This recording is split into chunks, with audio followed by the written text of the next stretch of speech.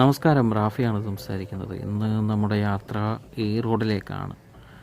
തലേദിവസം ട്രെയിനിൽ പിടിച്ച് ഏകദേശം വെളുപ്പിന് എത്തിച്ചേരുന്ന ഒരു ട്രെയിനാണ് എനിക്ക് കിട്ടിയിരുന്നത്. ഏകദേശം 5:30 കൂടിയിട്ട് ഈ റോഡ് റെയിൽവേ സ്റ്റേഷനിലെത്തി. അവിടെ നിന്നും പുറത്തേക്ക് കടന്നു.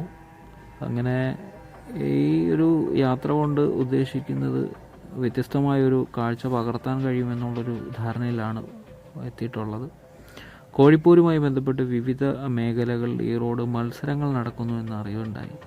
വളരെ സീക്രട്ടായി നടക്കുന്നൊരു സംഭവം ആയതുകൊണ്ടും ഭയങ്കര ഒരു റിസ്ക് ഫാക്ടർ ഉള്ളതുകൊണ്ടും തനിച്ച് തന്നെ വരേണ്ടി വന്നു. അങ്ങനെ പുറത്തേക്ക് ഇറങ്ങുന്ന സാഹചര്യത്തിൽ ഒരു പഴയ തിയേറ്ററൊക്കെ കാണാനിടയായി. ഇവിടെ ഒരു പഴയ ഇവിടുത്തെ വലിയ മാറ്റങ്ങളൊന്നും സംഭവിച്ചിട്ടില്ല, പഴയ പോലെയൊക്കെ തന്നെയാണ്. മുന്നേ ഒരു 2 വർഷങ്ങൾക്ക് മുന്നേ ഈ റോഡ് വരേണ്ടി വന്നിട്ടുണ്ടായിരുന്നു. അങ്ങനെ അവിടെ നിന്ന് നടന്ന് ഒരു മാർക്കറ്റിൻ്റെ ഭാഗത്തേക്ക് എത്തി. അവിടെ കൂടുതലും ഈ നാളികേര വ്യാപാരമാണ് ഉള്ളത്. ഈ കാണുന്നത് ആടിൻ്റെ കാലുകളും കൈകളുമാണ്. ഇവിടെ ഇങ്ങനെയാണ് വ്യാപാരം നടത്തുന്നതെന്ന് തോന്നുന്നുണ്ട്. സൂപ്പിന് വേണ്ടിയിട്ടുള്ളതാണ്. അങ്ങനെ ഇവിടുത്തെ ഒരു മനുഷ്യന്മാരെയൊക്കെ കണ്ട് പരിചയപ്പെട്ടു. ഒപ്പം കൂടിയതാണ് ഈ ചങ്ങാതി. നമ്മുടെ ക്യാമറയിൽ നിന്നും മാറാതെ നിൽക്കുന്നുണ്ടായിരുന്നു. അപ്പോൾ കൂടിയത് കൊണ്ട് ഓടിച്ചു വിടാൻ തോന്നിയില്ല, ഒപ്പം ഇരിക്കട്ടെ എന്ന് വിചാരിച്ചു. അങ്ങനെ ഇവിടുത്തെ നാളികേര വ്യാപാരം അന്നത്തെ ദിവസം ഏകദേശം 30 രൂപയാണ് 1 കിലോയ്ക്ക് ഉണ്ടായിരുന്നത്. അപ്പോൾ ഓരോ ദിവസവും വ്യത്യസ്തമായ വിലയാണ് എന്നാണ് അറിയാൻ കഴിഞ്ഞത് അവരോട് അന്വേഷിച്ചപ്പോൾ. അങ്ങനെ ഇവിടെ നിന്നും ഒരു ചായ കുടിക്കാമെന്നുള്ള പ്ലാനിൽ കുറച്ച് നടന്ന് നിന്നപ്പോഴത്തേക്ക് ഒരു മുത്തശ്ശൻ്റെ ഒരു ഷോപ്പ് കണ്ടു. ഇവിടെ വളരെ വ്യത്യസ്തമായി എനിക്ക് തോന്നിയത് ഇവിടെ ഫോൺ പേയും അതുപോലെ തന്നെ ഗൂഗിൾ പേ ഒക്കെ രാവിലെ ചായക്കടയിൽ ലഭ്യമാണ് എന്നുള്ളതാണ്. നമുക്ക് ഫോൺ പേ ഒക്കെ ഉപയോഗിച്ച് പൈസ കൊടുക്കാം. പോക്കറ്റിൽ പൈസ ഇല്ലെങ്കിലും ഫോൺ പേയിൽ പൈസ ഉണ്ടായാൽ മതി എന്ന് തോന്നി. അപ്പോൾ അങ്ങനെ അതുവഴി നടന്ന് നമ്മുടെ ഏകദേശം സ്ഥലം നമ്മൾ കണ്ടുപിടിക്കേണ്ടതായിട്ടുണ്ട്. അങ്ങനെ ഒരു അക്കായെ കണ്ടു. അക്കായോട് കാര്യങ്ങളൊക്കെ ഇങ്ങനെ പറഞ്ഞു.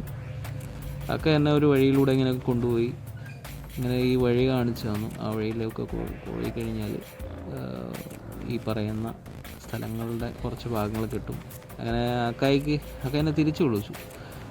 തിരിച്ചു വിളിച്ചിട്ട് VIP ഏരിയ കാണണോ അതോ സാധാരണ ആൾക്കാരുടെ കാണണോ എന്ന് വെച്ചാൽ അർത്ഥം എനിക്ക് മനസ്സിലായില്ല. പക്ഷേ എന്തായാലും നമുക്ക് സാധാരണക്കാരുടെ സ്ഥലം കണ്ടാൽ മതി എന്ന് പറഞ്ഞു.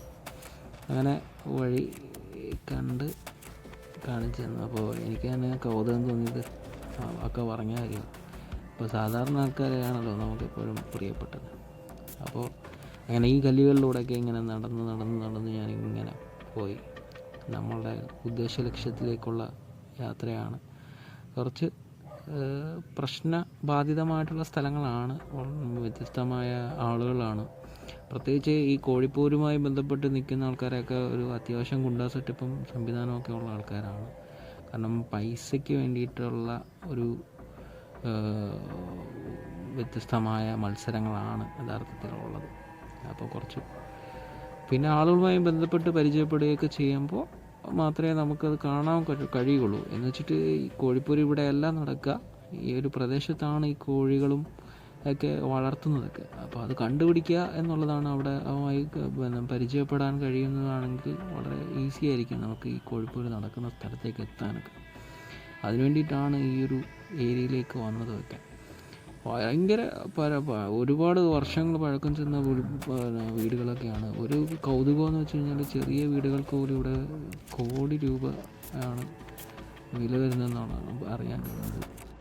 റോഡുകളിലൂടെയും ഇടവഴികളിലൂടെയൊക്കെ ഇങ്ങനെ നടന്ന് ഞാനിങ്ങനെ യാത്ര ഇങ്ങനെ തുടർന്നുകൊണ്ടിരിക്കുകയാണ്.